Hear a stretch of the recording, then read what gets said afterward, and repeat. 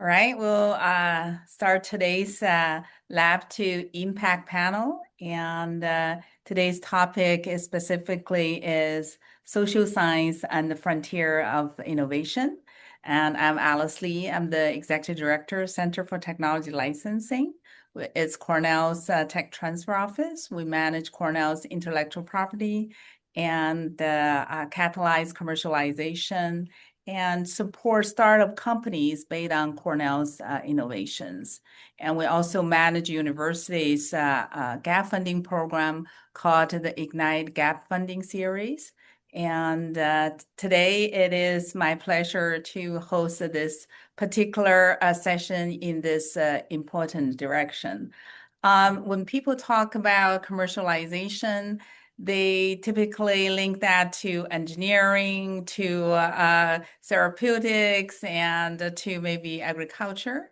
But increasingly, social science is playing more important role in this path. And so today we're trying to touch that frontier. It is my pleasure to introduce the two speakers today. And first, let me introduce Professor Eve DeRosa. Mibs Martin Follett Professor in Human Ecology and Cornell University Dean of Faculty.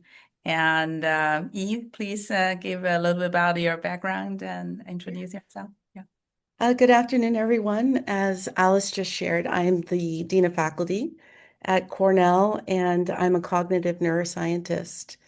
And the reason Alice, brought me into the conversation is we reached out to her to really think about whether social science, and I'm in the psychology department, how do we translate and transfer the impact of our science? And it was very centered on the evidence that and the research that we produce in the lab and getting it out into the community through tech. And for us, our method has been through AI. And I think largely for many of the social scientists, it might be the first step into commercialization. And so, as I see it, innovation increasingly depends on our understanding of human behavior, trust, motivation, equity, and these are all things that at Cornell social scientists can aid AI and aid tech in their scholarship. And so the foray that I made is using AI as a tool for health and also mental well-being. And it's very human-centered. And so we're not studying AI, we're guiding AI through our evidence and scholarship. And the first foray that we made was looking at the subjectivity of pain.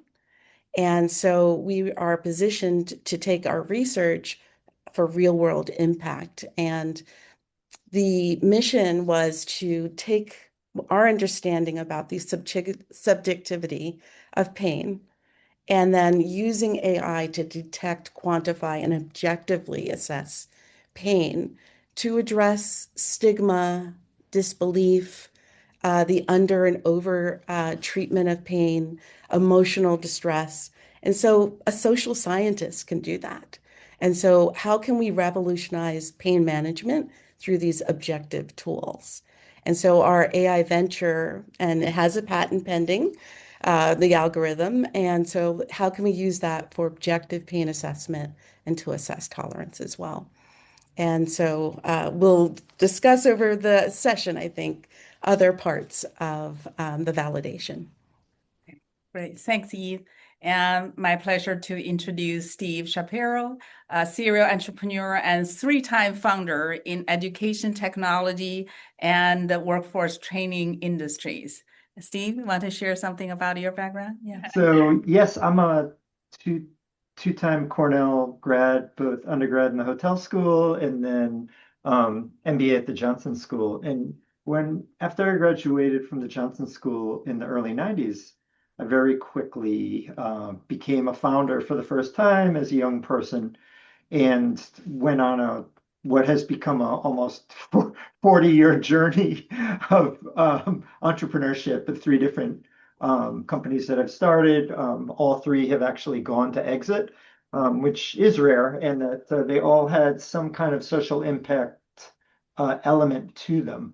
The most recent one, Fine Tune AI, we were really pioneers of implementing what no one in the world knew were large language models in 2018 when we first started working on it. And we were a design partner in education for OpenAI that early time, 4 years before ChatGPT was released. We invented two products, brought them to market, filed for patents that were both later approved, and then got acquired by our largest strategic company in the space.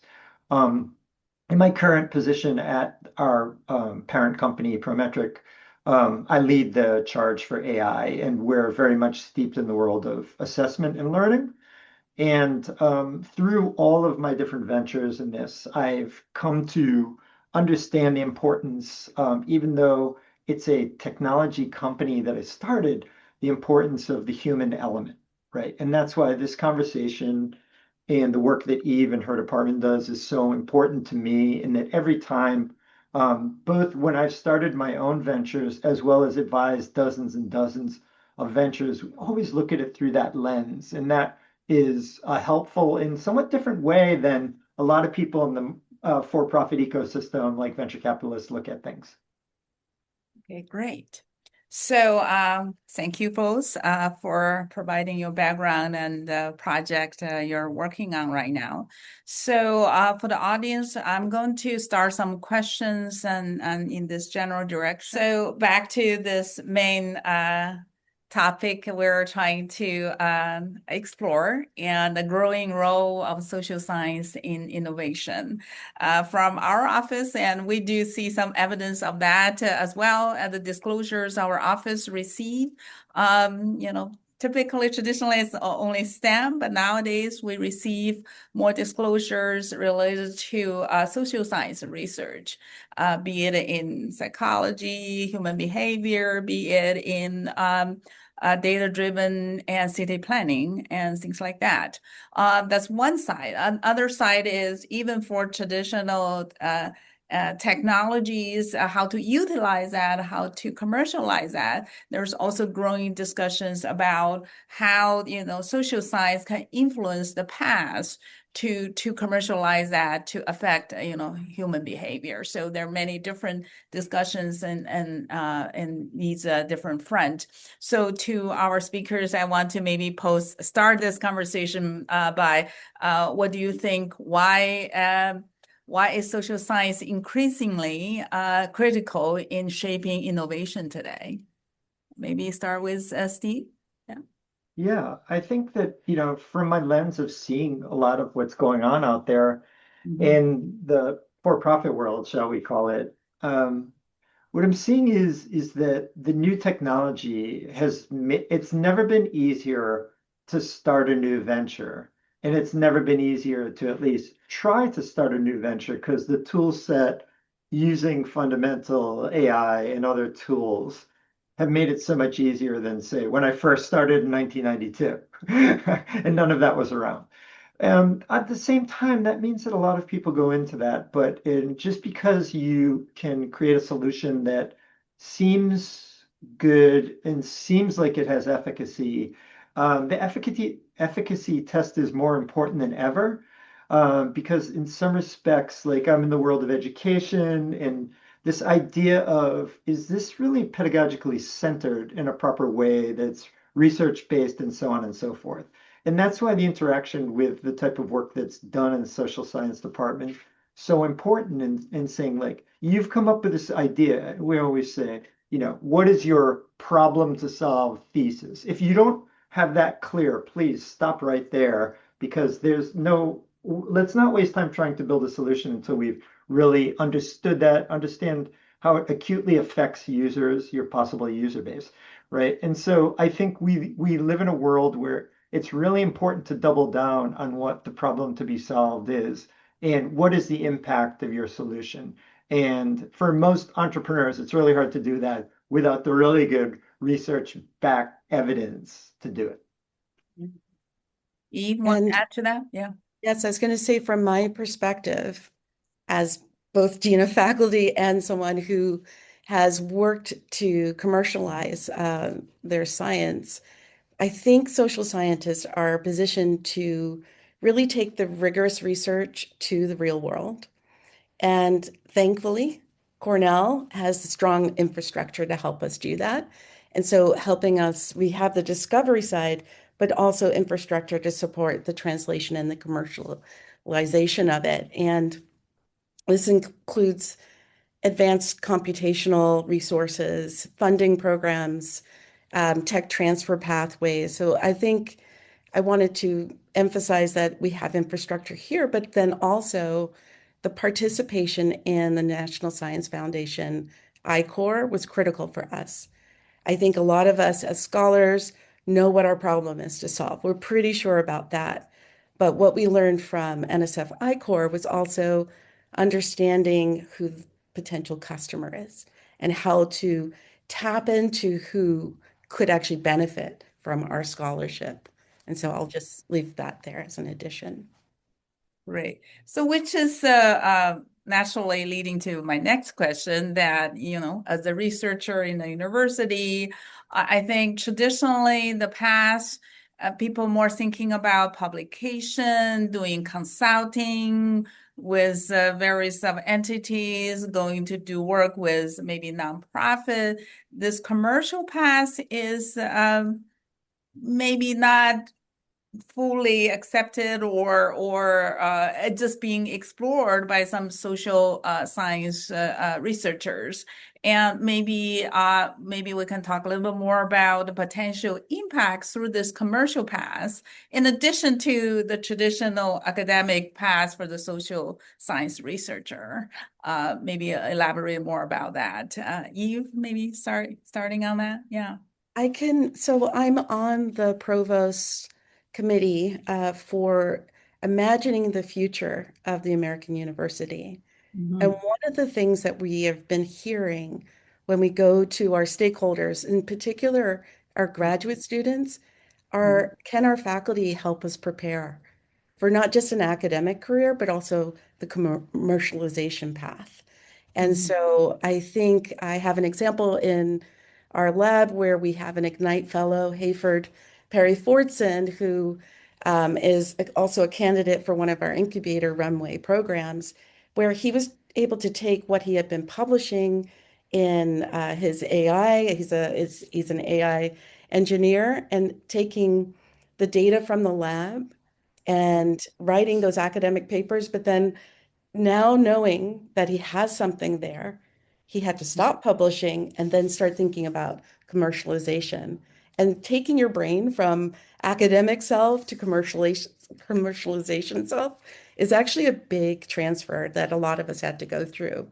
And so he's been able to really take his data from training AI, from body, cardiac data, and assessing, having the AI be able to objectively assess pain, emotional distress. And so he's building something that has a goal for clinical validation, building something very patient-centered, and just basically taking psychology, neuroscience, AI, and creating something that's prepared to be commercialized. Mm, mm, mm. Wonderful. So I'm glad you're talking about not only about the technology innovation, but also about researchers and students in their careers in these directions, making a impact of that. And also, you mentioned about the Ignite Fellow program. I also want to mention that Steve, being long-term entrepreneurs in the commercialization world, and has been working with us in this ecosystem building, has been serving our committee members to help evaluate these technologies and select fellows, and really have been really integrated into supporting this ecosystem to do that. And Steve, I will let you answer the question, but first, thank you for the engagement. Yeah, no, it's great being an Ignite Fellow. And, there's two types of personas of folks that I advise usually. I mean, Some are people who've come up with a really good idea and found a problem to solve, but they probably are a little light on how research-backed, their thesis is or their product is, right? And then the other type like I meet in the Ignite program that have done very deep research and have really come up with some amazing insights through that research. Sometimes our research, obviously went 7 to 10 years, so it's very deep. And there's something about working with those folks that I really love because we've already checked like probably the most important box to potential commercial success, which is this is really evidence-based, deep research backed. Now the other part is that these people were not trained and are not steeped in how do you commercially go to market. That's a different, that's a whole different set of training. That's not just like I have an MBA, but like you're out there and you've been through it and kind of been there, done that, and getting supported by people who have that kind of experience. The good news is that most of those people, because most of them are pretty brilliant to begin with, they may not have the like business or go to market experience, but they're really intelligent, they're good listeners, and they take the advice because they recognize that that's not their area of expertise. So it's a lot of fun working with them. In general, I would always say if that's really where you and your supporters want to go, the commercialization route, I think it's great because if you can have success, then that source of funding sometimes can be, believe it or not, like a more steady source of funding versus, obviously relying on grants that have a finite duration. Now, the other part is that even if you don't have immediate commercial success, the things you learn along the way are your own laboratory and really embellish the research that you've done when you've got it out there in different real world situations where you've gotten like amazing user feedback and market feedback, quite honestly. So it's really exciting. I really favor the people that are academics and researchers first that have their reasons for want to commercialize and the support of the university to do it also. All right. So it's very interesting. I think I have not heard of this direction before. You're treated because they're doing social science. This process can actually be a sort of a lab, giving the real data and feedback. That's really angle. I think that's very fascinating. And then it's not only it directly integrated the research into the real world use in that way in this process. Exactly. Fascinating. All right. So let's maybe talk about some specific areas because since the social science area has been playing more roles, there are various of directions, particularly driving the demand in today's applications. And I just name a few, and which is in heavily discussed areas and applications like health and well-being of people, and including mental health, second areas, and you also touched in education and skill development, and also we also touched upon in terms of digital social innovations in data and web platform and so on and so forth. So these three areas, I think it's very heavily explored and discussed in driving the demand these days. So let's maybe start with these and specific so we can dive a little bit into that. First, maybe let's start with health and well-being.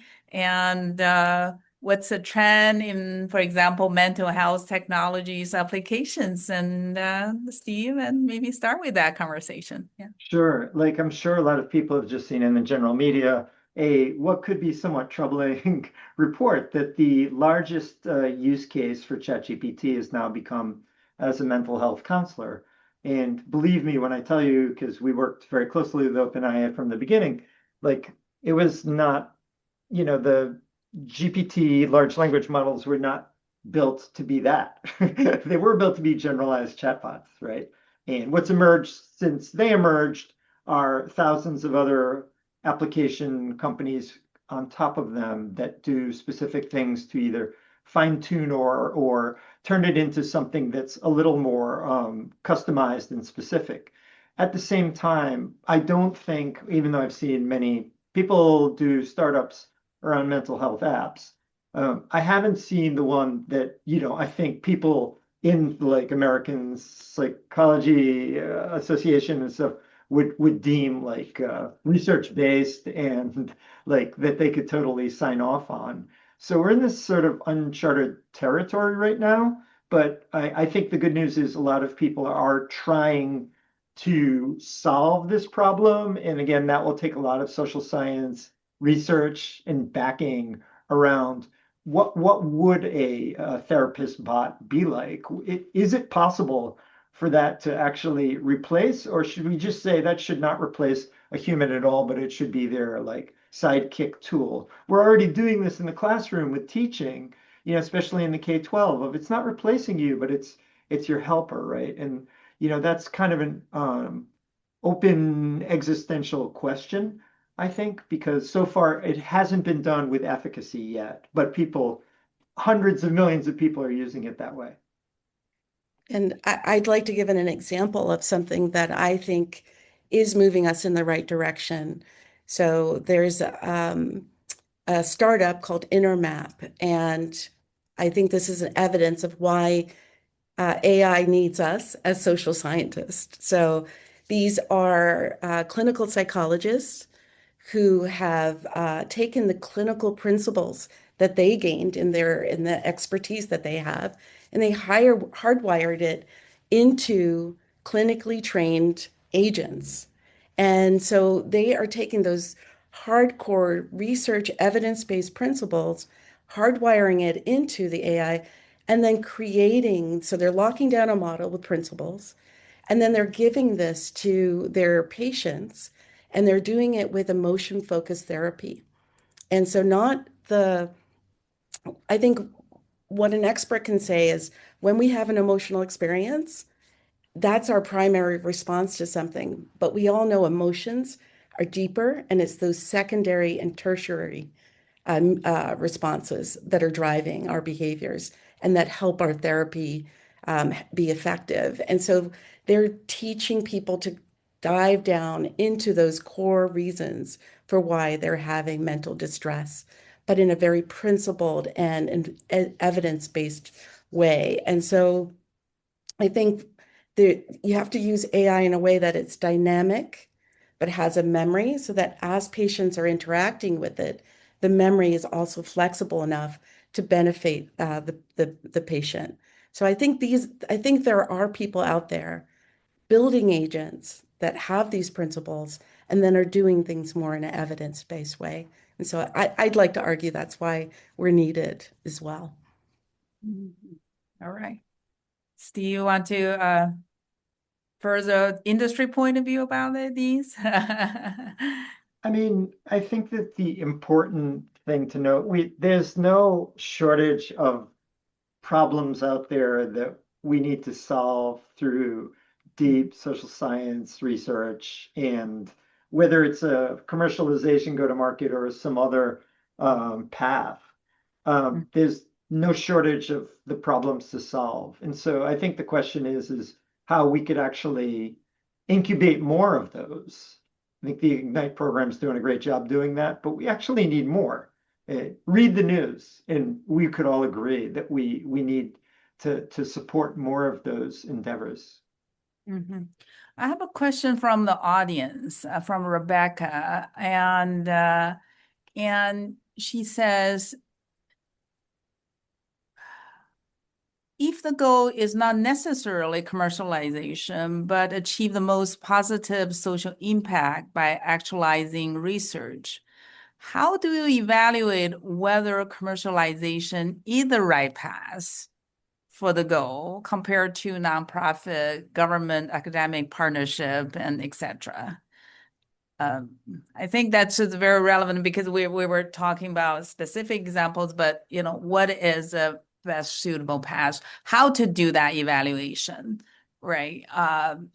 And any of you want to give that maybe a starting one? I would love if Steve started the answer on that one. Sure. I think, Steve?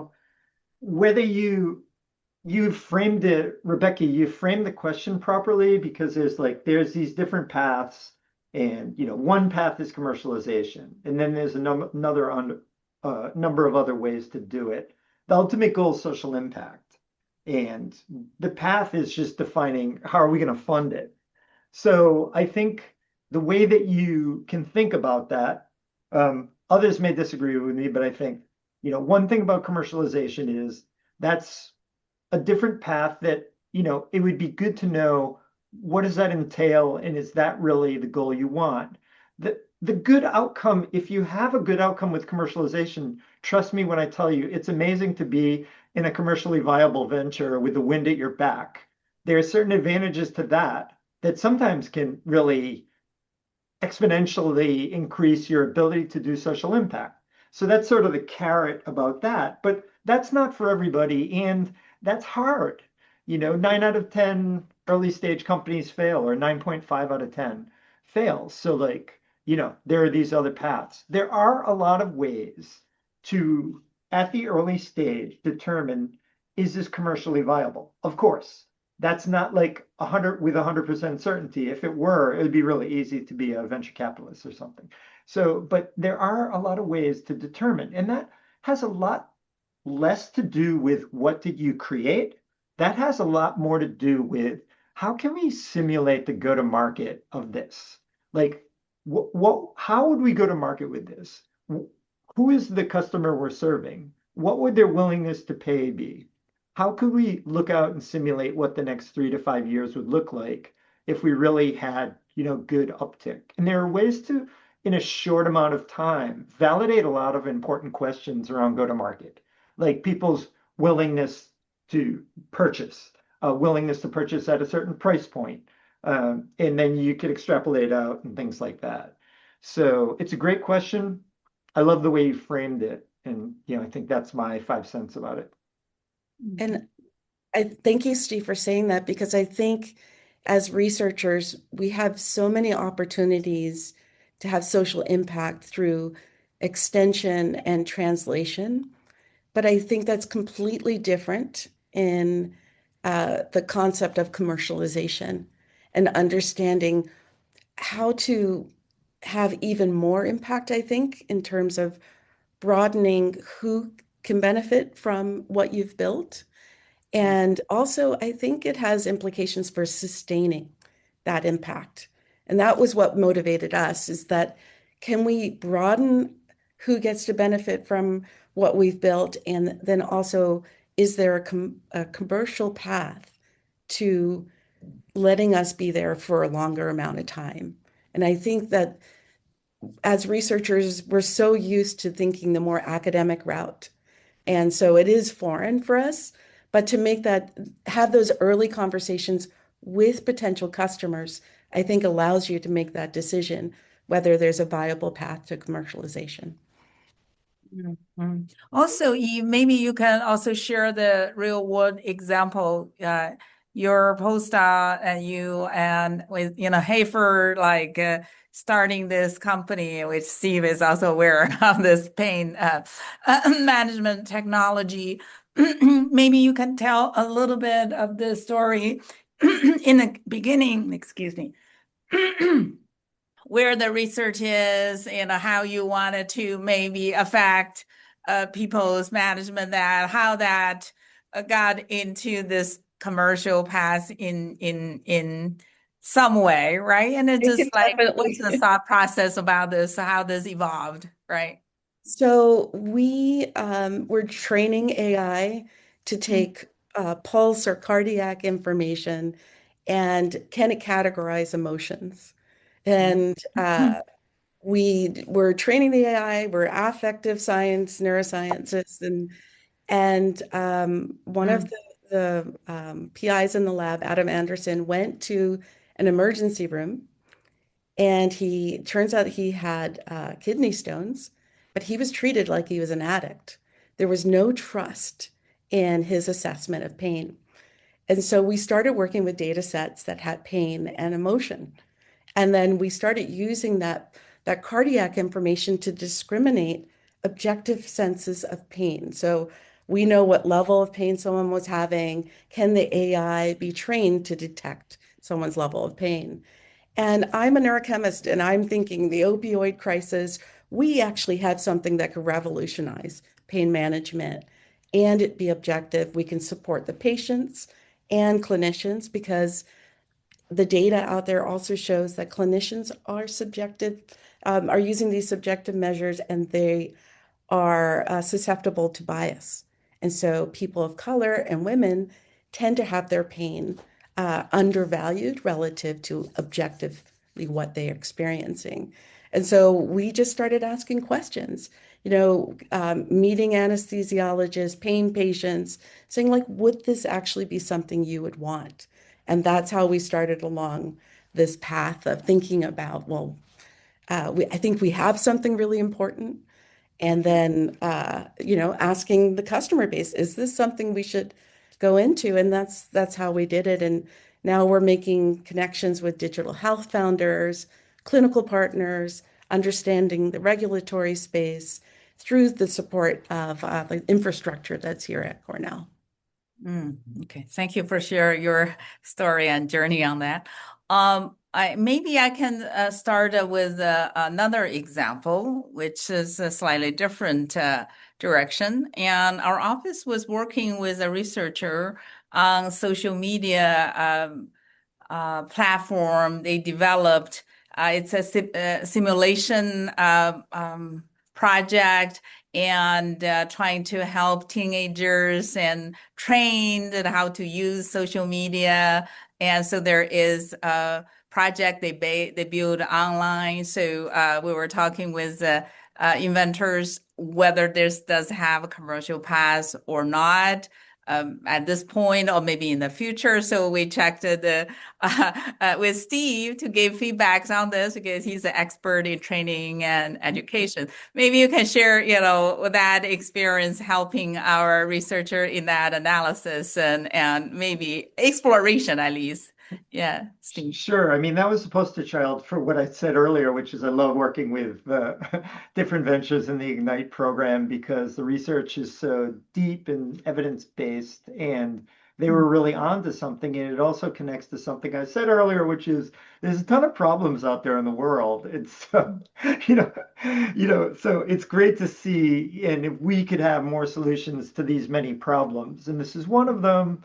I'm just trying to bring my memory back that it's experiential learning around social media literacy for the most part, right? So acknowledging like this epidemic, we call it, or if you folks are, familiar with like Jonathan Haidt at NYU, this whole idea around like students are so consumed with their cell phone and on social media so many hours a day. Can we at least, because I think a general belief of like, we're not going to decrease the number of hours they're on their phone. We could try, we can in K-12 keep it out of the classroom, things like that. That remains to be seen what the outcome of that is. But like, can we teach them at least to know the difference between what is real, what is good, what is research-based information, and what is not? And they've created a whole learning environment that is not just passive learning of I watched the video, but more experiential, which I think is fabulous. And again, it's a great example of what I said earlier of like when I see deep research and there's this like if it's in my sector, the education sector, and I see this like pedagogical approach that like is proven and we know works, it's something to be really excited about. And it's solving one of these big social problems. And I want to do everything to help it succeed commercially or whatever way it can impact the most people. Right. Yeah, for that particular project, I think that you helped them move along. I think at that stage they still want to maybe incubate the idea, maybe not quite ready for commercial pass yet, which is totally fine. I think that's exactly what this exploration is about, right? So to do that, and but get them ready when they're ready to move that in that direction, but also explore other ways to for this impact. Yeah, by the way, Alice, and that shows just the Mm, fact that you tell me they're still doing some more experimentation shows mm, you the distinction between the folks I work with, like in this program, versus the people that are just out there saying, "Hey, I have this great idea, I've mm, thought about for 3 days." mhm, And the fact that they are willing to continue to go back to the table on the research and mm, iterate some more and try to validate extra theses that they have about its impact and how it works. And so okay. that's one of the like benefits of working with folks from the program who've done the deep research. Yes, yes. Yeah, I appreciate that, especially for this audience, right? Yes. Research-based, but exploring these things. Is there any other things you want to share about the trends in education, commercialization, sort of technologies, and related to?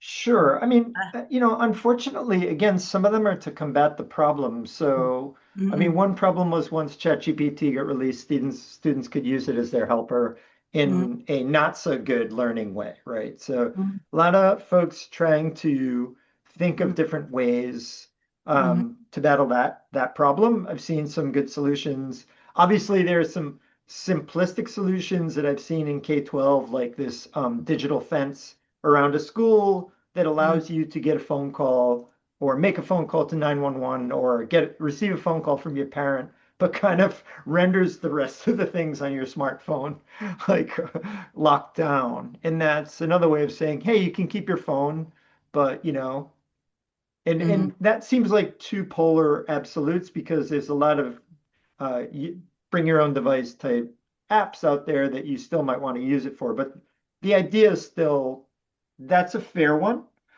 mm, And I think that there's also like type of software around any kind of response a student would do in writing that kind of mm, tracks in real time that you're doing it. So if it saw that you cut and paste, it would kind of be a red flag of did you just get it from ChatGPT and then just paste it and things like that. But I'd like to think more on the positive part of mm, it, not this like how can we be restrictive. Those mm, things are still important, but like on the positive side, I see a lot of really creative ideas around instructional, like pedagogical approach in a classroom of, it could be K-12 or higher ed of when you're doing group work of how AI can be a teacher's assistant to assist each group and synthesize what each group is doing and bring it up to the teacher so the teacher can be a lot more of a facilitator rather than lecturing to the students. And I've seen a lot of new platforms that are trying to enable that kind of collaboration in the classroom and really helping, I think, students prepare for a future world where that's the way they're going to be working with their colleagues almost regardless of what their job's going to be. mm, So I think there's a lot of positive things coming in, yeah, soon. And I would argue that's our job here as a university is to mm, prepare our students for that reality. And mm, so we have an AI initiative that mm, focuses not only on research, but also on teaching. And so the Center for Teaching Innovation is building those tools and those pedagogical approaches to AI for both the faculty, but also the students. And we're also thinking about that in terms of academic integrity and building a system also so that our students are using AI in a very ethical way. And so, in terms of us, in terms of commercialization, part of our job is to build trustworthy and ethical Mhm. interactions and collaborations with AI, and maybe at an enterprise scale for today, what we're talking about here. But as social scientists, we're going to be also validating models. We're going to be looking at is there drift? Because that's part of the ethics of it as well. When you're mm, trying to have large impact on a large population, you have to mm, also know that you're doing it in a fair, transparent, ethical, and rigorous way. mm. All right, let's move maybe to the next topic. Let's say if I'm a social science scientist, I'm considering moving into commercialization to for my work. What's your advice when I'm trying to take that path? Yeah, so I think one of the first questions you have to ask yourself, to look in the mirror and say, what's the duration of time I could devote myself to this and bring in others that I need without taking funding?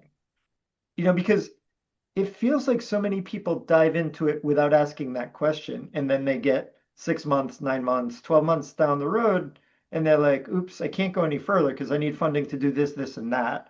So I think it's being able to sit down with experts in the field that could help them think through that, just so it's sort of a way of like, so you know what you're getting yourself into here.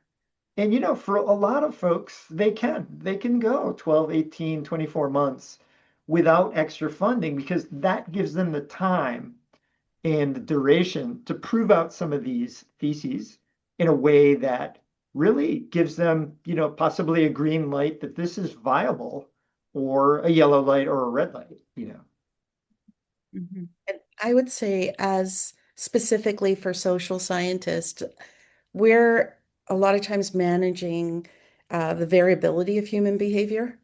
So it's really important that when you're building something to scale, to remember the human-centered part of it, the context sensitivity of our behavior. And so we need really rigorous validation of whatever tools that we're thinking about for commercialization, because really we want to build a very high trust market. It's at least from my perspective. And so we want it to be very evidence-based and rigorous. And I think important feature also is interdisciplinarity, to really have to seek, as an early user, seek partnerships and see if you can build something with others, and especially those who have taken this path before. Mhm. Okay, great. Related to that, what's the particular ingredients to lead to this translation success? Money, team, or other staffs, and how you know, Yeah, down the steps. Yeah. yeah, all of the above, but I'd start with self-awareness is always to me the most important part of can this be successful? Can you be successful? And that has been the self-awareness that's guided me in times when um, a lot of the signs were pointing to this is not commercially viable. And I was self-aware enough to say, you know what? I think I hear you loud and clear. It's time to pivot, right? That doesn't mean the end of your journey. It just might mean, okay, the way you're trying to do it is pivot. The second's perseverance. And, it's because I don't know anyone who's had success with a venture that has not had a very bumpy road. There's a great book by a Cornell alum named Scott Belsky. He is the chief product officer of Adobe, and his company that he started, Behance, was acquired by Adobe like 5, 7 years ago. And the name of the book is The Messy Middle. And the book is about his journey of many years of it was really messy. The headlines were, you get acquired by Adobe, very large dollar amount. Now you've got this new job at Adobe, you're amazing. It's amazing. But like to get there, it was ugly. And that's just what's happened to all of us. So that's why the perseverance part's really important. And we're new to this, so so for us, it's really was about getting feedback from people and recognizing that in the wild, it's messy. Humans are messy. And so really testing our models out there, getting feedback from potential users, understanding if there's a need, those kinds of questions. Yeah, that's great. And I'd say getting feedback is so important. And the biggest mistake that I do see a lot of early founders make is um, they get the feedback, but they don't actually listen to the Ah, feedback, that or they part. they hear the wrong part because a lot of people have been like coached to not talk negatively. So they're like, I really like what you're doing. However, have you ever thought of this, this, and that? And all they heard was, he really likes what I'm doing, or she really likes what I'm doing. And they didn't hear that imbued in the questions that were asked were some skepticism and some doubt. Right. All right.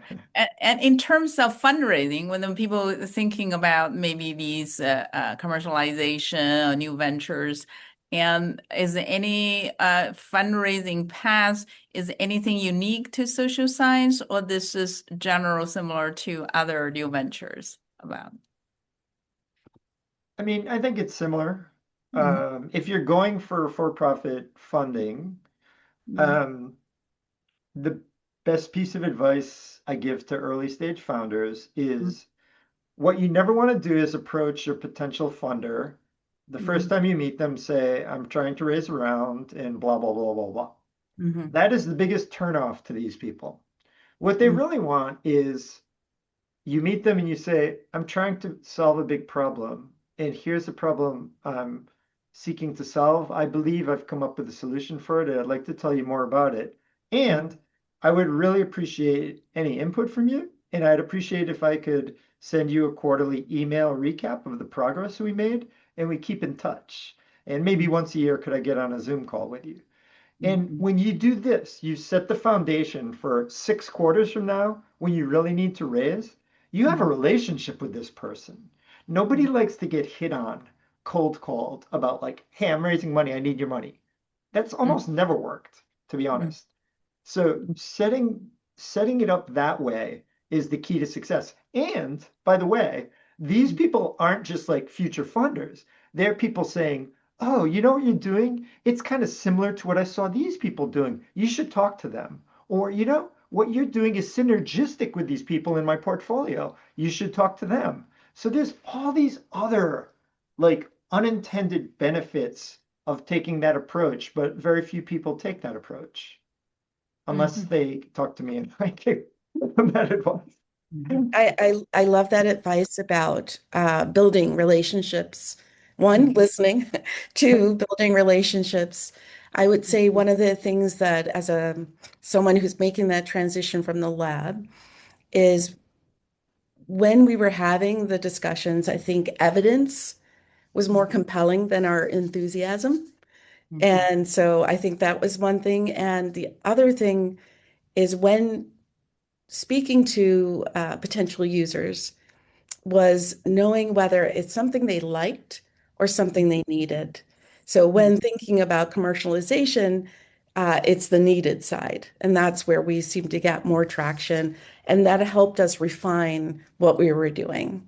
So I think those early conversations of knowing once you're taking data in, using that then to refine where you think the path is.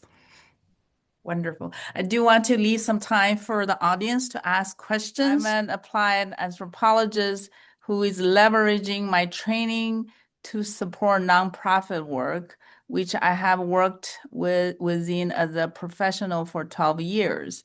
In a recent webinar, I found that there is still a language of division between being a social scientist and being a practitioner.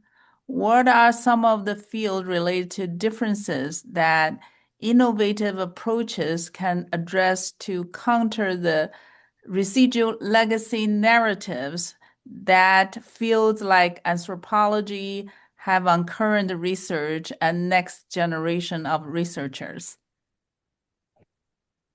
I can say that this is something is that happens in every interdisciplinary field, I think. So I think whenever you make that shift from disciplinary focus and trying to expand that and integrate that with other fields, you there is that initial resistance. And I think it's really about producing evidence to show the potential impact of it and the rigor of it. I think that a lot of times the skepticism comes from the concern about rigor. And when we're thinking about commercialization and the idea that we want to have this larger social impact, I think it's also about rigor, translation, potential, but then also the feasibility of your business model. So it's kind of a one, two, three, like a rigor translation, which a lot of us are very comfortable going from scholarship to translation, but that translation to commercialization is the business model aspect of that. That's hard for us, some of us, to make that transition, but Mhm. Okay. All right. Any ads on from Steve? Um, Yeah, I mean, I think that it's a fair question. Uh, the legacy narratives, as more of these types of research ventures come out and make big impact, I think that will begin to chisel away at the legacy narratives. mhm. I mean, they already have, but they will more. Okay. So, and I said this is a growing area to utilize social science more in the innovation, the directions and commercialization. Uh, and in terms of what type of resources and what type of opportunities people can use to help this with this process. Maybe you can elaborate a little more. I heard something you mentioned about I-Corp or gap funding, but maybe elaborate more about how they can engage different resources and supportive um, measures that can help them with this process. well, I can say as someone who's going in the health tech direction, I think one thing that we haven't really talked about is the regulatory environment. So Mm. it's not enough to have a good idea and also a rigorous model and then a commercial home for it. It Mm. is also having to manage how it's received in terms of its regulatory focus for the federal government. So, especially if you're trying to do something that's going to be patient forward. And so I think that's something that we didn't really bring forward today that I think is important. And Mhm. so validation is one, but then also knowing that you have to be in that environment. Okay. Mhm. Steve? Yeah, my closing statement would double down on a few things I said earlier, which is if commercialization is something of interest and everyone on this call should know that there's definitely a viable way to determine if that's what's best for you and that people should not be intimidated by the prospect. And that there's an amazing alumni network here at Cornell of folks like myself that Mhm. are very willing and able to help do that in a sort of shorter, finite time to help give you confidence or redirect you thinking about those different funding paths. Mhm. Great.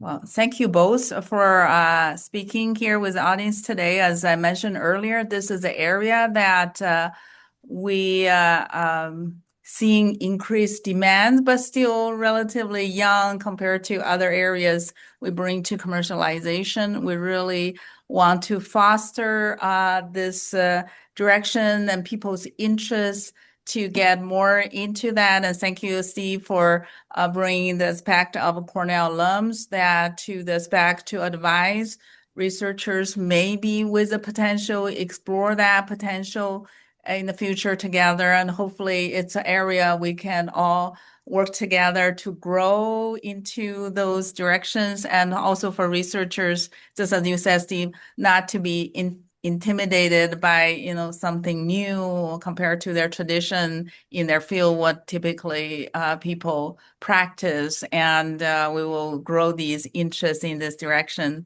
and bring more impact in whatever way it's suited for that.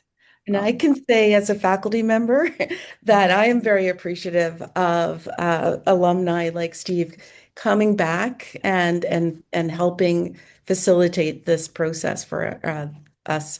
It's foreign, it's exciting. We think we can have impact, but not without help.